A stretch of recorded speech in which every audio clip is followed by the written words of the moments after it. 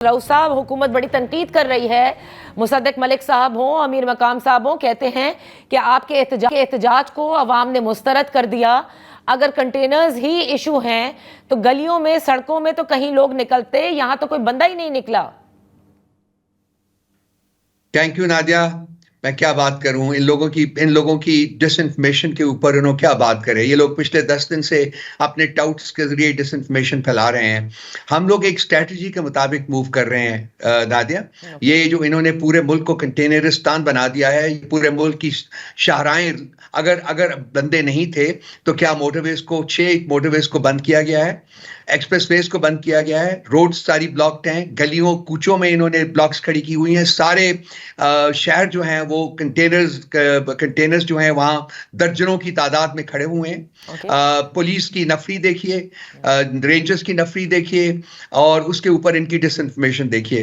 बीबी, हम इस इhtजाजी तहरीक को एक बड़ी वेल कैलकुलेटेड स्ट्रेटजी के मुताबिक चला रहे हैं। और हमने इस्लामाबाद पहुंचना है, हमारे काफलों ने इस्लामाबाद पहुंचना है, पुरअमन तरीके से पहुंचना है, और वो उस मंजिल की तरफ बड़ी जांफशानी से और तुंतही से बढ़ रहे हैं। जब वो यहाँ पहुंचेंगे तो फिर मैं दोबारा आपसे बात करूंगा, और उस वक्त इनको भी, मुसद्दक साहब को और इनके जो बाकी साथी हैं उनको भी बिठाइएगा और इन्हें कहिएगा कि आप देखें नज़ारा क्या हो रहा है। तो राउत साहब, लेकिन लाहौर के हवाले से तो खबरें ये है कि जहां लाहौर में जिस चौक के ऊपर कहा गया था कि आप लोग यहाँ सब जमा हो एहतजाज के लिए, वहां से तो कोई है ही नहीं, बल्कि पंजाब में तो आमिर डोगर साहब हों, जैन कुरैशी साहब हों, आपके दीगर ओहदेदार जो हैं और MPAs, वो तो गिरफ्तार भी हो गए। और अता तारड़ साहब का इल्जाम है कि वो तो खुद सब फोन करके कह रहे हैं इंतजामिया से कि हमें गिरफ्तार कर लें।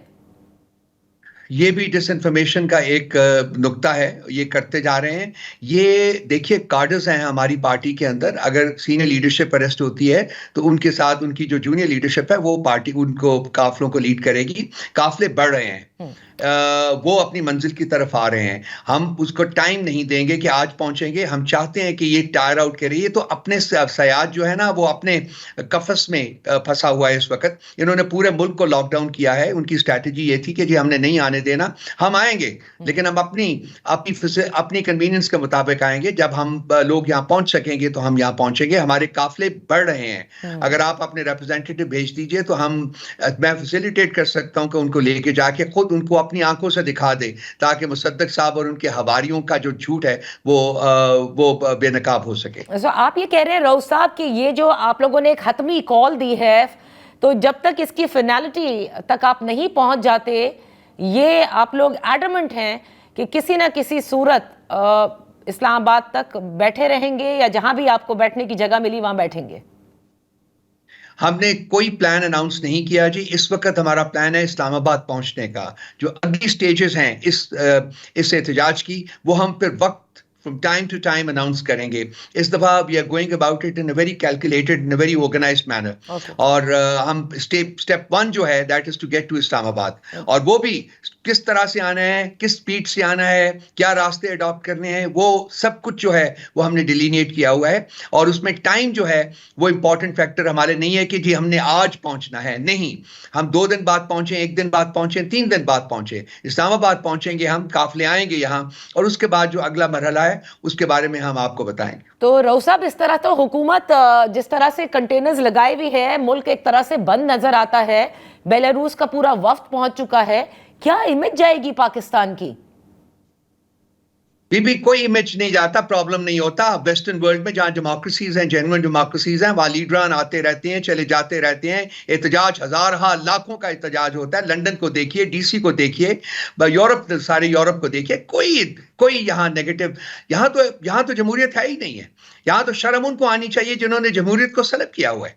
एहतजाज एक जमहूरी अमल है, एहतजाज एक आईनी हक है, इसके ऊपर हमें शर्मिंदा नहीं होना चाहिए। ना ही इससे जो वो जमहूरी दुनिया है, वो इसके ऊपर को ऑब्जेक्शंस या इसके ऊपर उंगलियां उठाएगी, नहीं। ये नहीं है, ये हमारे लोग हैं जो इसको एक बहाना बना के कोशिश करते हैं कि जी पब्लिक एहतजाज ना करे।